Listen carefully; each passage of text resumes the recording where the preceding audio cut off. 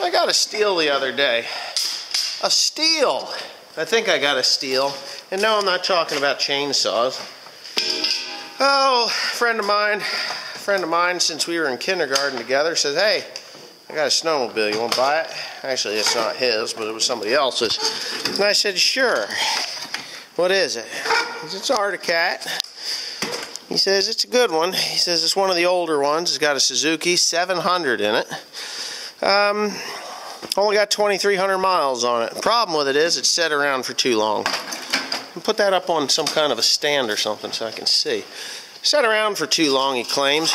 Well, he says, the carburetors are all shit up, and I don't really know how bad they are. But I've removed the one carb off of here, and that one there is not firing at all. This one fires, but now it's decided it doesn't want to fire. So I got to check the fuel pump down there, make sure that's all good. Looks like we've had some mouse activity. So anyway, Tim, it would work really good behind me instead of blaring me in the eyes. Behind me. You know what behind me is? So anyways, it's a Arctic Cat what is it? A ZR700. 1995 ZR700. I paid $800 for it with 2,300 miles on it. Go get the chair. That'll work. Let's see what we got. Yeah, we'll tear the bowls off. I'll tear the bowls off and see how bad the jets are, the siphon tube in the bottom of that thing is. I'm not 100% sure that this is where it's supposed to be. I got a bolt stuffed in the bottom of it, and I don't like that idea, to be honest with you. That's made in Japan. Mikuni Kogyo, Kogyo, or whatever the hell it is. I don't know. It's Asian, that's all I know. Oh, here we go. Alright, so I would call that some mild varnishing in there in the floats. Yeah. I don't think they're difficult to deal with, but there wasn't much gas in here. So I'm thinking just a quick go over with the gum cutter, blow it up through those tubes, and then the jets there. That jet's got some shit in the bottom of it. So I'm thinking that that's just that crap. Don't touch that with your hands. If you touch it with your hands, that's why the bulb breaks. So anyways, yeah, I'm just gonna, yeah, like I said, it's not bad, but we got a gum cutter here, so we'll give that a shot. And see what happens. I probably shouldn't even put that on the belt, but okay, so there's a bunch of gas running out on the ground, which is expensive and I don't like. So I tore the carburetor off there and really couldn't see that there was a damn thing that's wrong with it. As a matter of fact, this carburetor here was better than the one on the other side that was actually functioning. I did get a little bit of fire when I would shoot some starting fluid into that carburetor. And I did figure out what the problem was, as I was wondering, when I pulled the bowl off, there was absolutely no gasoline in the bowl. And I thought, well, that damn float's sticking. Of course, float wasn't sticking, so I figured that the needle valve was possibly sticking, which that wasn't sticking, and then I saw it right here, the end of that tube. The drain plug on the end of the tube to the carburetor, the bolt was out of it. Somebody pulled the bolt out, and that's why the little devil wasn't working. So I'm going to kind of put that bolt back in there. Hopefully I don't drop y'all. You can see me doing this. But this is it. Kind of a shitty situation, if you ask me. Other than that's it. That's all that they hold. That's all that holds that fuel in there is this crappy hose and that crappy bolt. It's a little metric deal, 10 millimeter, I think. But anyways, I'm gonna put this last screw back in because I don't have a tripod anymore. It kind of got broke. Maybe you can see me there. I don't know. Let's see. Can you see me? Can you see me? Now you see the side of the sled, though. Here. We're going to give you a bird's eye view of Cat's asshole. Is that what they always said? I don't know if anybody ever said that, but I certainly have. So anyway, yeah. I'm just going to go ahead and stick this carburetor back together and... Oh, can't do that. You gotta do it just so. You gotta do it right. you don't do it right, guess what? It ain't gonna work. If it don't work, then you ain't gonna go snowmobiling when the snow comes.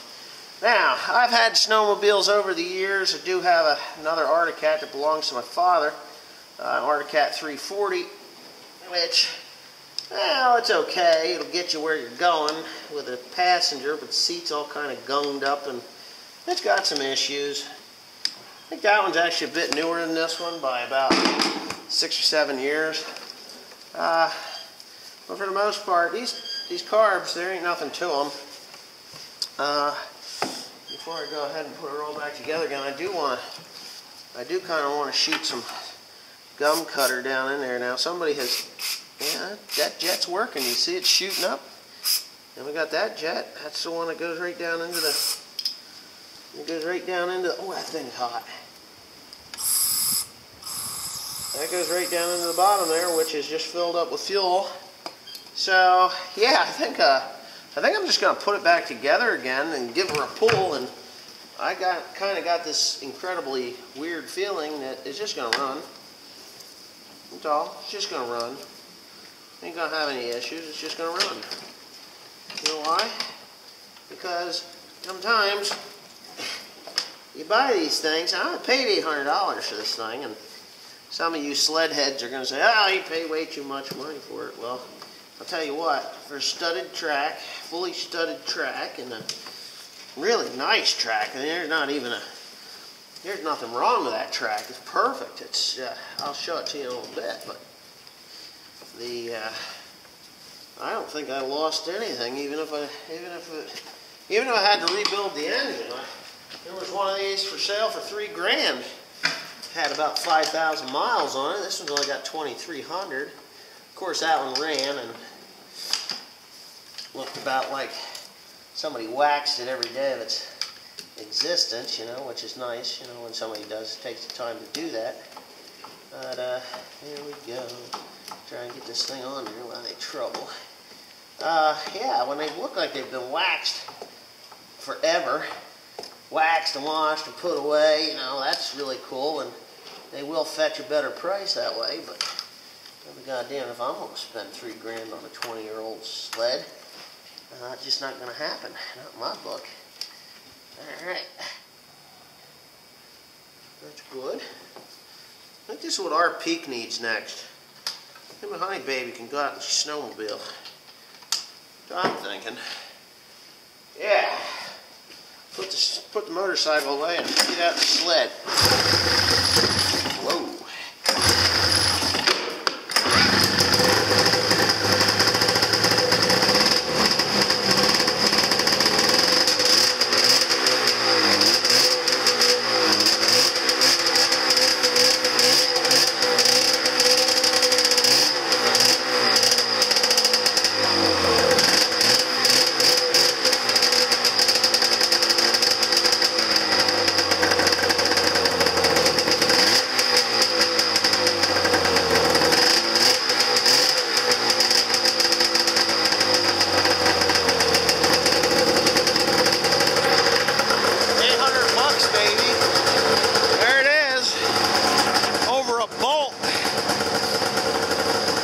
That's an 800 twin, not a triple, a twin.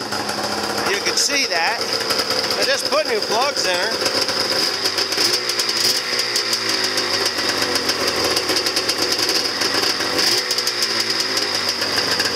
Oh wow.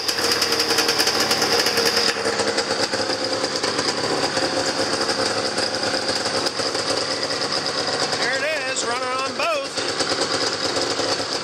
Not seeing any oil or fuel running down there. Oh wait.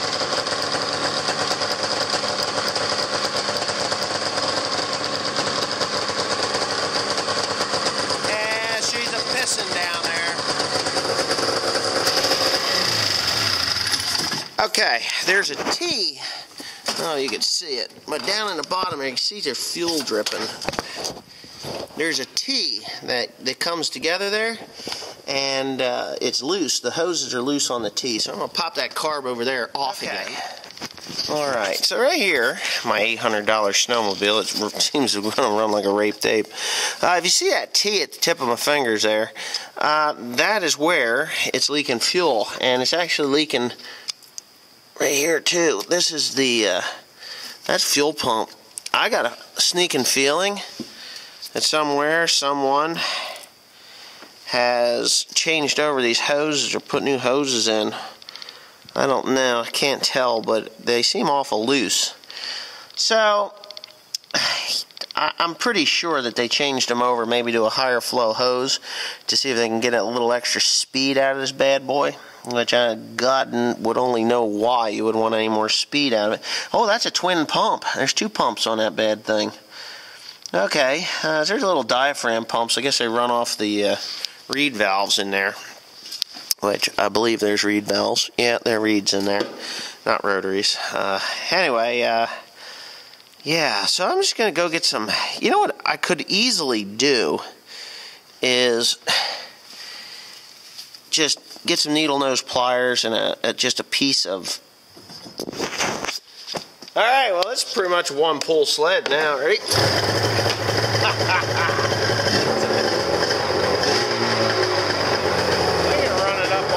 This thing here, where is that? Here it is. See how that track runs. I'll show you how clean. Oh, there goes my sunglasses. Ow. Ow. Look at how smooth that track runs. Let me get the. I don't even have the gas onto it. Let me put the brake on. See, it's got carbide studs all the way around there. Bogey wheels are all good. Now, ready? Watch that speedometer. That was over 100 miles an hour right there.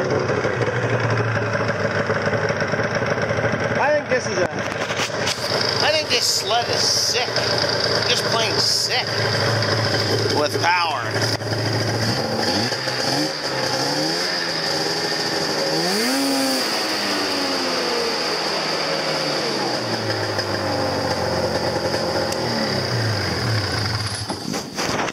Well, seems to run pretty good. It needs a new fuel line. That's it. That's what I'm going to do tomorrow.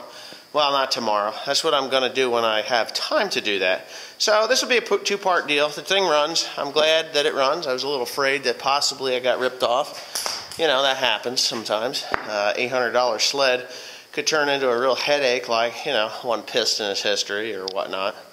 And I really didn't want that. You know, I don't want that kind of headache. Not that I haven't dealt with those kinds of headaches before, but if you look at this track, anybody that knows anything about a snowmobile, with the carbides on there, there's no, I mean, there's a couple of them broke off, which, you know, that's no big deal. Well, yeah, the paddles on there, they're just like brand new. I should take this thing down to the river and go for a ride across the water. I think it would do it. The thing's, it's a 700, so it ought to friggin' fly. But anyways, if you like my new acquisition, please comment, rate, and subscribe.